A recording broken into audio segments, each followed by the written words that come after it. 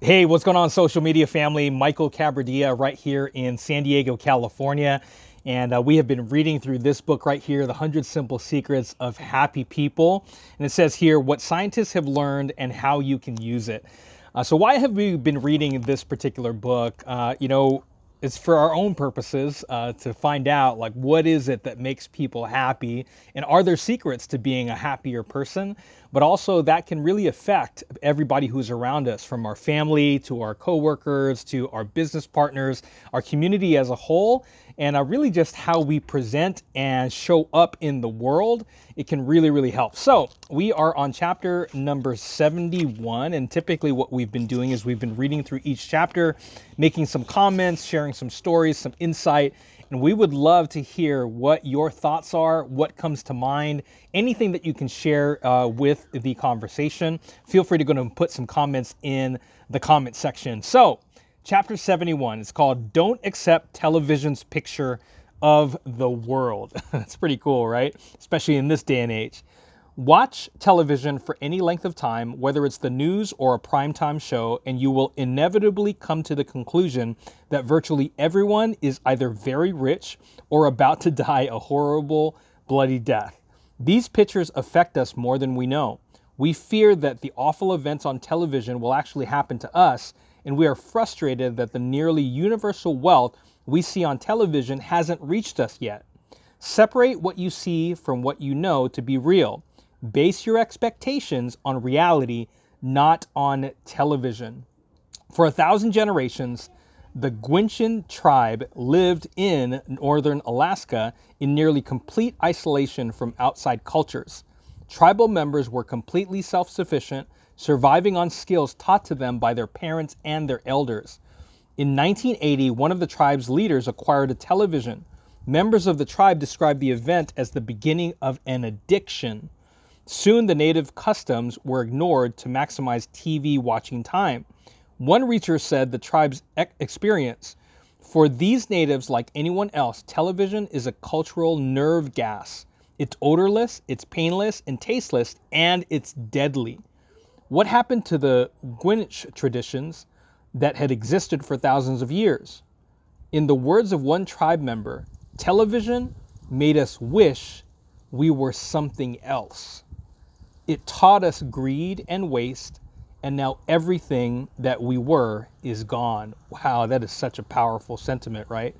Television made us wish we were something else, and it taught us greed and waste, and now everything that we were is gone.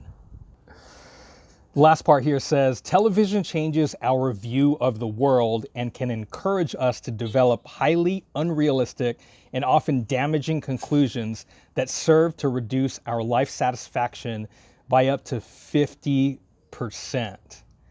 Wow, this is a really powerful section right here, a powerful chapter.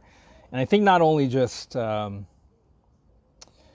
television, but even the world of social media, right? I found myself in certain circumstances, comparing myself, just psychologically. And even if we're not even really realizing it at the time, but when we take a look at things on social media and when we take a look at things on TV, it can really distort and change the way that we see things, right? I remember years ago, there was a comment on one of the things that we had posted, and it said something like, wow, like your children or your kids seem to be smiling and not crying at any time.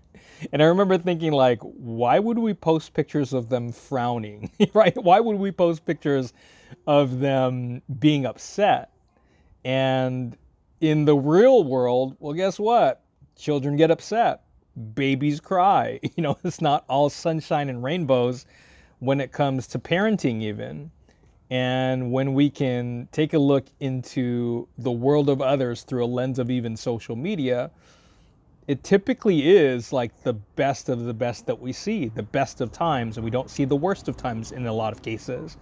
So it can really distort how we expect and how we see and view other people in comparison to what our lives look like.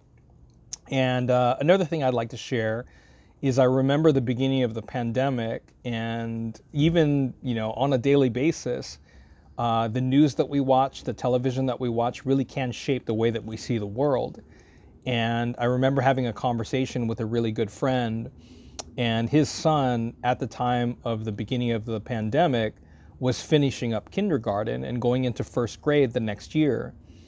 And he, being a person in the first responder in a first responder space, was listening and watching to news constantly because he wanted to make sure that he was up to date in regards to what was going on in the world. But he didn't realize that it was really affecting his child, and his child was scared to go out of the home. His child was scared to go into a vehicle, and he was scared for his father's life because of the line of work that he's in. And it really got to a point where they needed to seek counseling because of how much it had affected his child. And he turned off the television, turned off the news, for himself, but also for his family. And it completely changed the dynamic, and it changed the way that they viewed the world. And instead of viewing the world from a fear mindset, they were able to come to their own conclusions as far as what they wanted to focus on. Remember, whatever it is that you focus on grows. And if you're watching television and it's focusing on the negative is going to grow.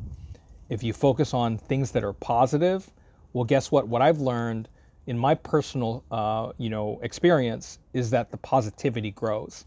So what are your thoughts on this? Feel free to comment in the comment section. We'd love to hear from you.